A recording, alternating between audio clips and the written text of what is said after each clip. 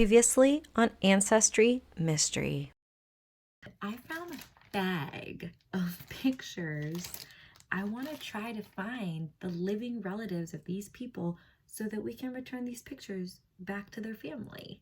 So if that sounds cool, stay tuned.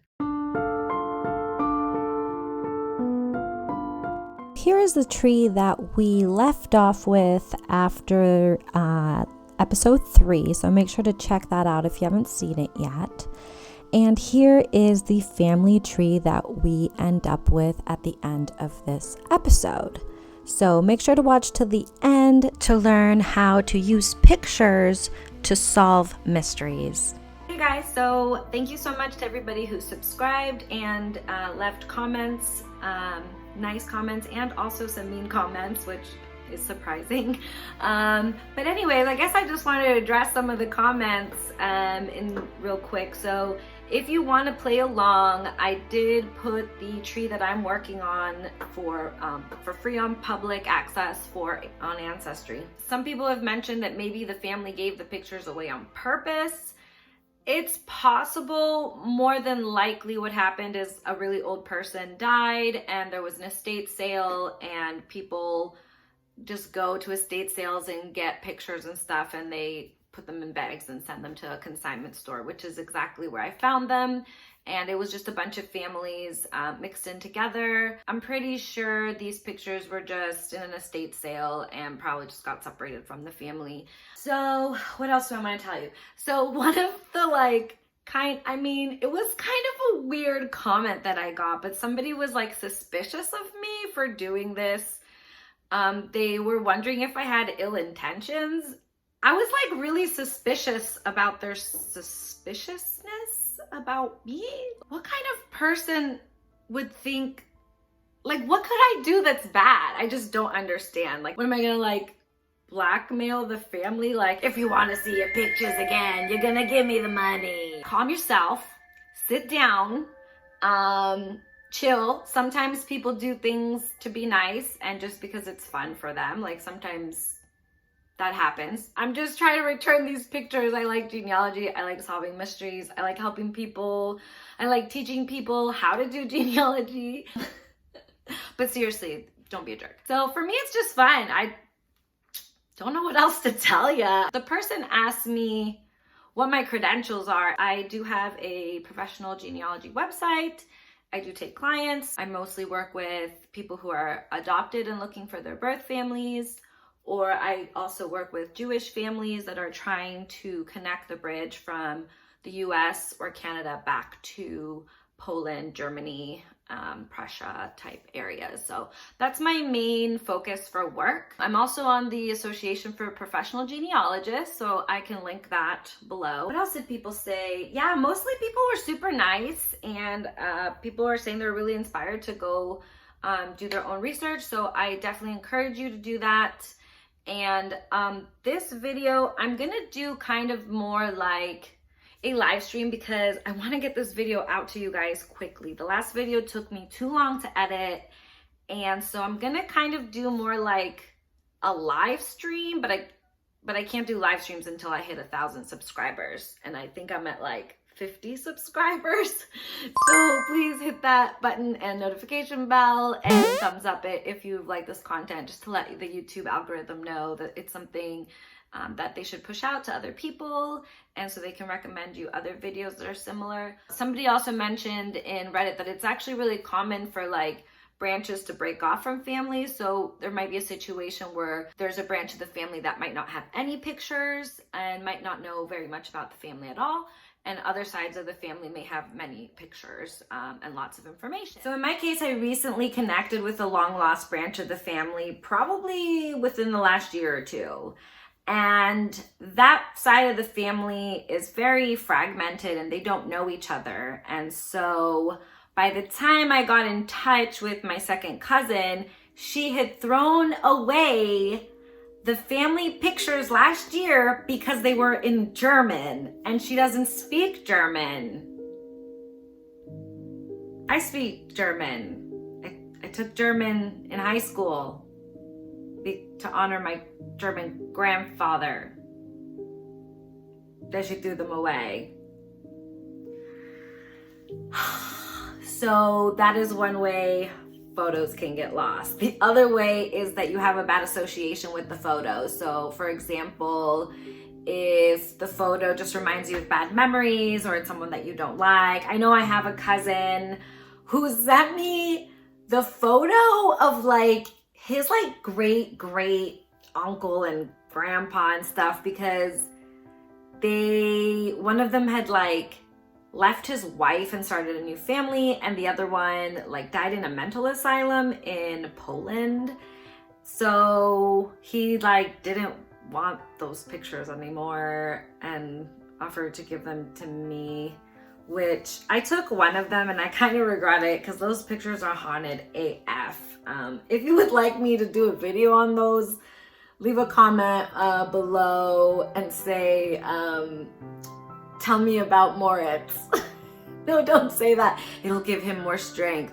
Just say, yeah, just write me a comment if you'd like to learn more about haunted pictures and relatives that may be not at peace.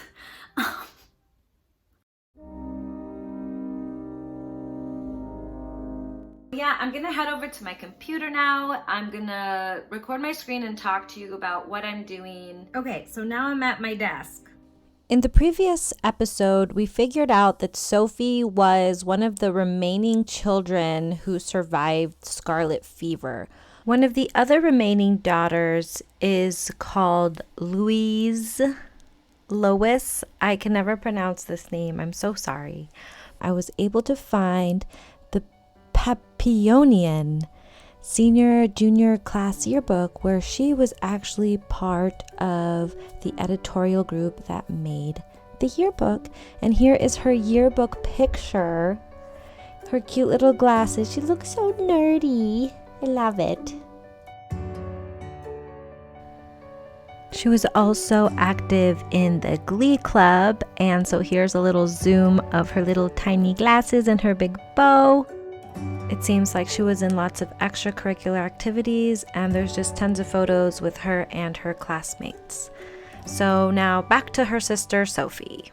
When doing research on a person, it is a pro tip to start with their death date. This is often because you can find family information along with birth date and locations.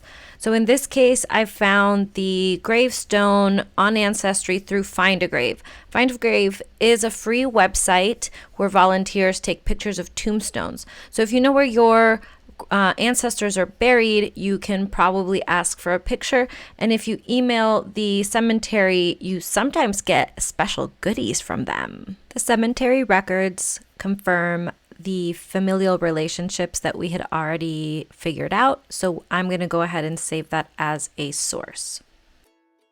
Here is the marriage newspaper announcement. Miss Sophie Eitelgeorge, daughter of Mr. and Mrs. Henry Eitelgeorge of Papillion, became the bride of Walter Schmidt, son of Mr. and Mrs. Otto Schmidt.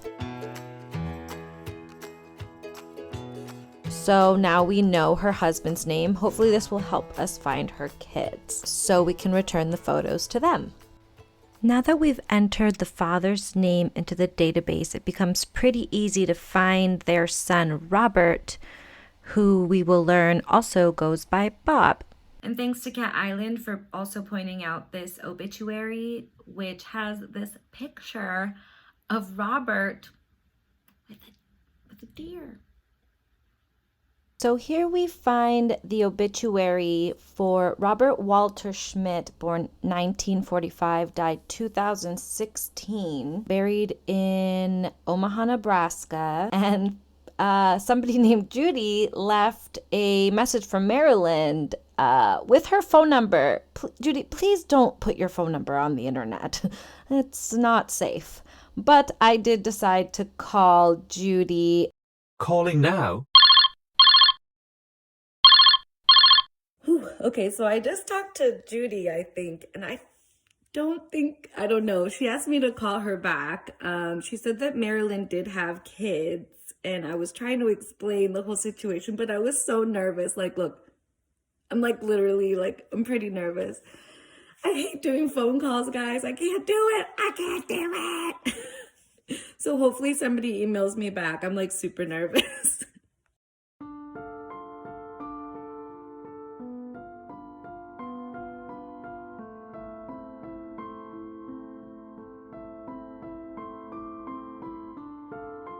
I have found a genealogist and family historian on the Eitelgeorge side, but they are a descendant of a different sibling that I don't have pictures of. If you are interested in that, I believe that's episode 1. She's been really nice, and she's actually uploaded other pictures of Henry and the family members, the Eitelgeorge family members, to Ancestry. So I will be showing you pictures of Henry when he was younger, and we can compare it to the picture where he's older. Comparing pictures like that can be helpful because it trains your eye to start recognizing eye shapes, eyebrows, forehead shapes, different things that you can use to identify family members when you're not sure if they're related to you. So we're gonna go back to Wonder Karen, who is the Eitelgeorge family genealogist, and she writes that it looks like Elvina and Elsie died young. Elsie was 1915. Elvina was 1911. Here they have an Alvin, so that's what makes this Alvina. Okay, so here is the Eitelgeorge family. So this photo, according to the description, was owned by Lillian Eitelgeorge Larson, passed on to Rod Froman via Marcy Larson. So here we have Samuel and Augusta Eitelgeorge. So they're all going to be German. Let's get a look at their faces. This is definitely Henry. You can tell. The guy in the back right, that's Henry Eitelgeorge. That's Sophie's dad. He looks real young in this picture. And all the way to the left is Samuel. And apparently they had 2 other brothers. There's a lot of freaking kids. 1, 2, 3, 4, 5, 6, 7. I can't count. 2, 4, 6, 8, 9 kids, man. Look at this girl over here. Look at this outfit. Look at that outfit. My, that corset. Ooh, she looks seriously pretty. Oh yeah, look at their faces. Oh my god, look at the second brother from the left. A very handsome beat. Looks just like his brothers. This guy, I don't know if he has I don't know, something in his lip, like a scar, or maybe cleft lip, or, you know, something like that. And this is kind of a cool picture. Oh, look at her outfit over here. These girls are not messing around with their fashion sense. Dresses all the way to the floor, looking cute. So please share this. I will give the pictures to the family historian I've been speaking to. So I hope that this keeps inspiring people. I'm really excited that a lot of people said they're gonna start getting into this. I think it's so cool. So if you do pictures, feel free to message me them. I think if you click on my channel and then go to about, and then there'll be like a view email button that you can click. Yeah, I just hope that you guys can learn these skills while watching me, and so that you can find your own family and you can solve your own photo picture mysteries, genealogy mysteries, all those things.